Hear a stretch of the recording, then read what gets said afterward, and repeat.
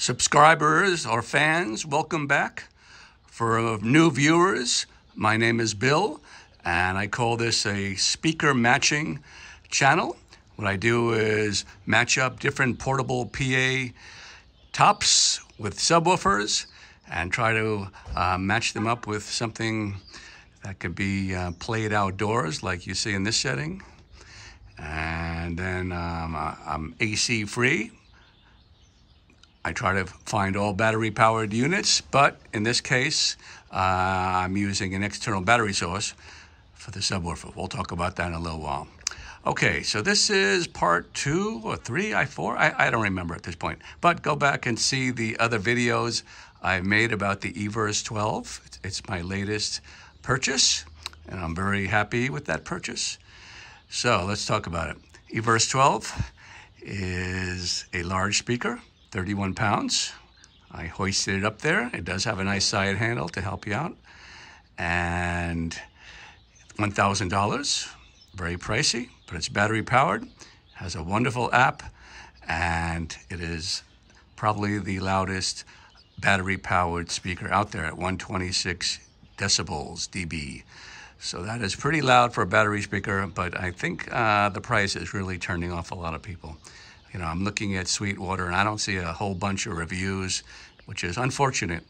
The speaker's been out for a while already, so I guess that's where it's at. Maybe if they lower the price, more people will come on board.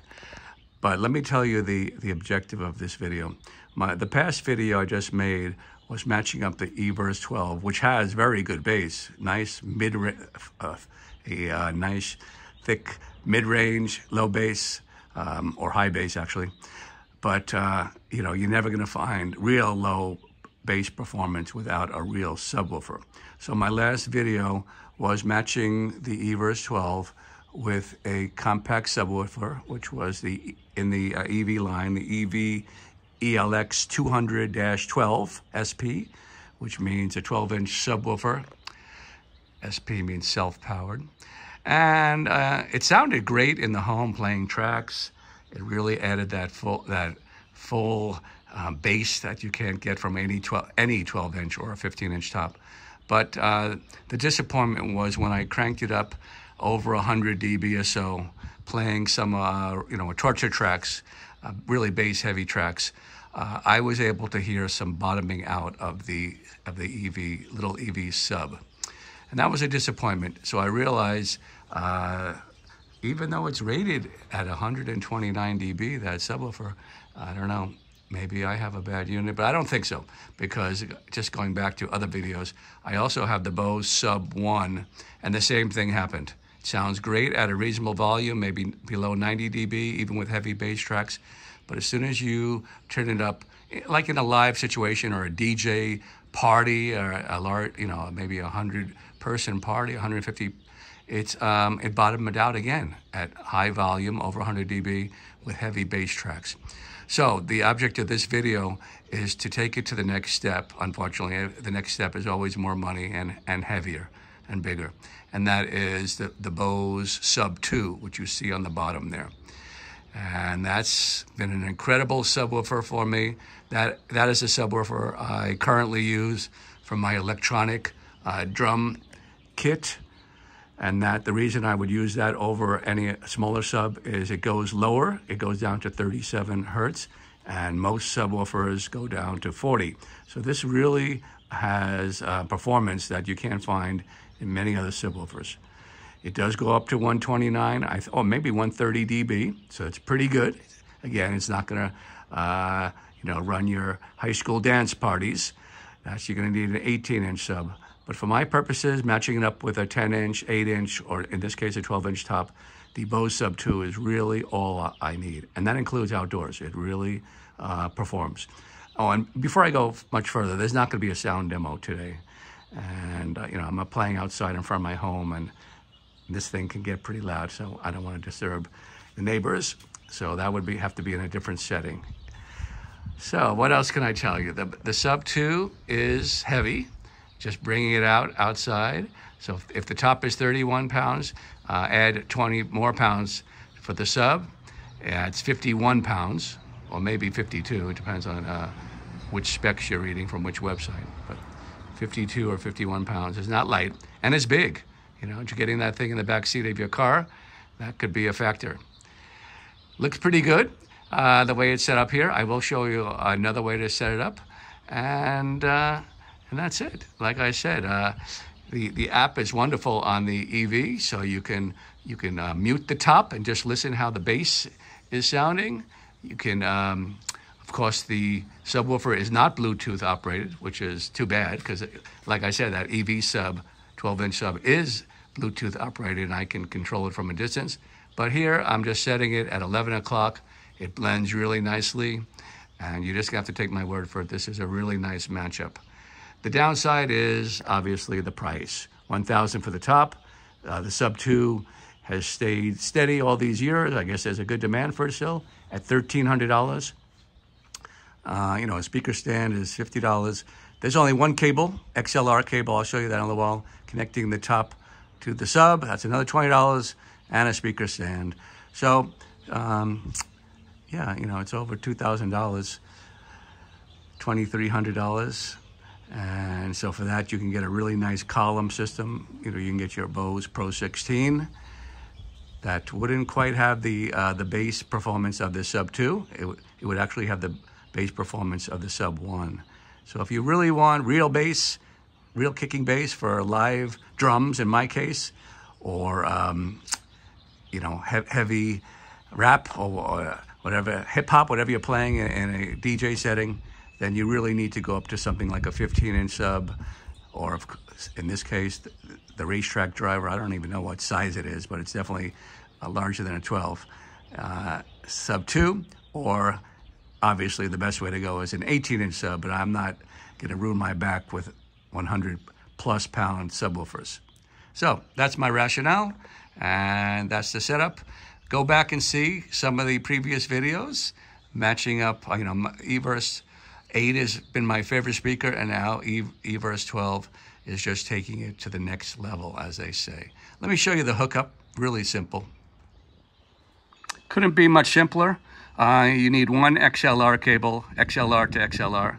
So from the mix out of the Everse 12, I go into the Sub 2. There we go. Now you can see it into input 1 or input 2. It doesn't matter. I have the gain at 11 o'clock or 11:30, or no matter how you like it, personal taste. And then I am running it on this external battery source, which is an EcoFlow Pro. That's another $400-something from Amazon, but it really has no trouble running the Bose Sub 2.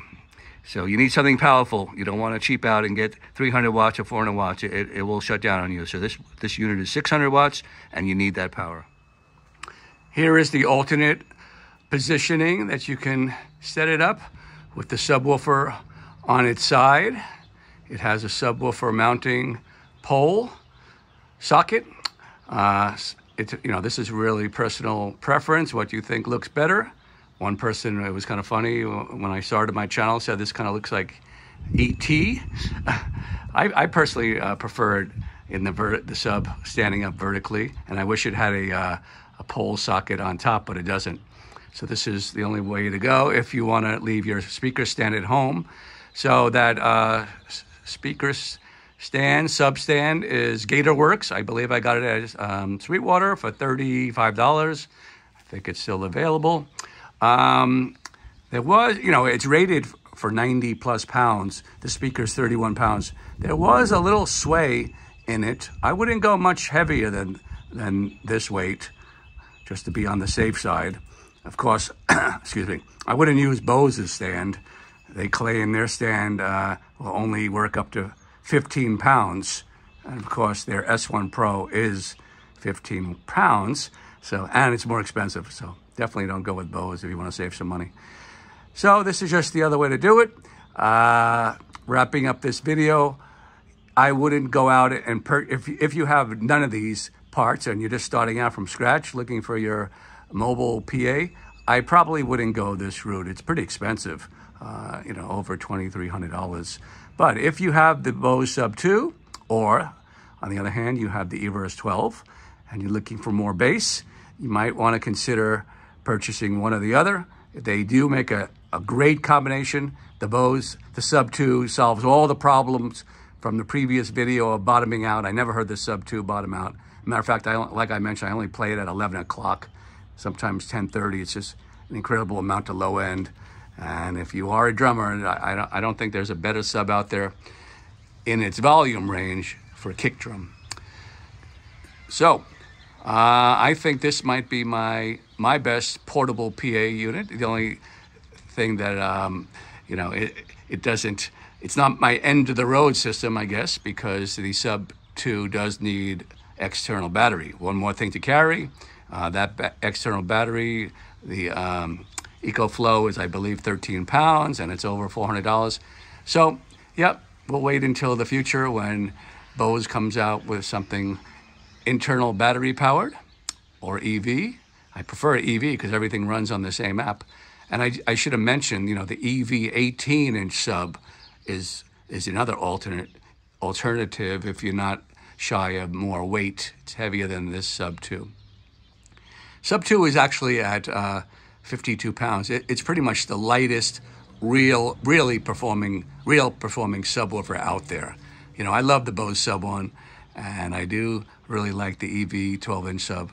But when you're really looking for performance in a live situation with a band, or you're DJing, and I'm thinking over, you know, close to 100 people, then I would go up to the Sub2. Okay, hope you enjoyed this. I hope it was a short video. I don't want to go too long. Sorry for the people who wanted the sound demo. Not this time.